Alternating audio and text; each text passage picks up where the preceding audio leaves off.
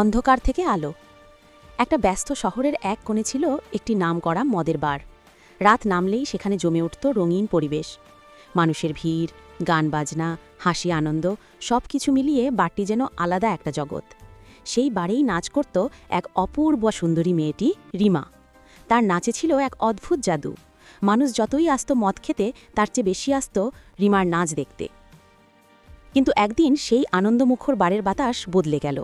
সেখানে হঠাৎ এসে হাজির হলো এক ভয়ঙ্কর সন্ত্রাসী, রাশেদ। মুখ কালো কাপড়ে ঢাকা, চোখে ঠান্ডা দৃষ্টি।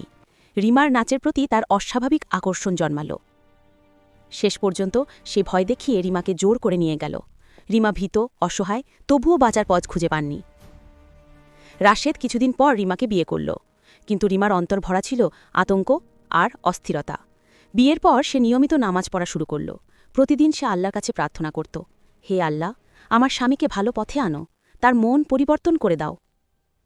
সময়ের সাথে সাথে রাশেদের অন্তরে অচেনা এক নরম ভাব জন্মাতে লাগল। রিমার ভদ্র আচরণ, ধৈর্য আর তার দোয়া সবই যেন ধীরে ধীরে রাশেদের কঠিন মনকে নরম করে দিচ্ছিল। একদিন রাতে রাশেদ কিছু শত্রুর সঙ্গে ভয়ঙ্কর সংঘর্ষে জড়িয়ে পড়ল। মারামারিতে সে গুরুতর আহত হয়ে বাড়ি ফিরল। রিমা তাকে দেখে ভেঙে পড়ল, হাল ছাড়ল না। সে দিনরাত স্বামীর সেবা করল, ওষুধ দিল, খাওয়ালো, তার পাশে বসে কোরআন তিলাবাত করল। নামাজে দাঁড়িয়ে সে আবার কেঁদে কেঁদে দোয়া করল স্বামীর সুস্থতার জন্য। রিমার এমন ভালোবাসা আর সেবায় রাশেদের হৃদয় সম্পূর্ণ বদলে গেল।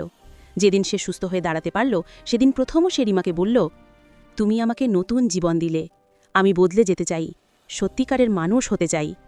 এরপর রাশেদ সব অপরাধের পথ ছেড়ে দিল। সে নতুনভাবে জীবন শুরু করল, সৎ পথে, শান্ত পথে। রিমা আর রাশেদ দুজনেই একে অপরকে আঁকড়ে ধরে গড়ে তুলল তাদের নতুন সংসার। তাদের জীবন ধীরে ধীরে ভরে উঠল সুখ, শান্তি আর পরস্পরের প্রতি গভীর ভালোবাসায়। যদি চাই, আমি এই গল্পটা আরও বড় করে, সংলাপ যোগ করে বা উপন্যাসের মতো করে সাজিয়ে দিতে পারি।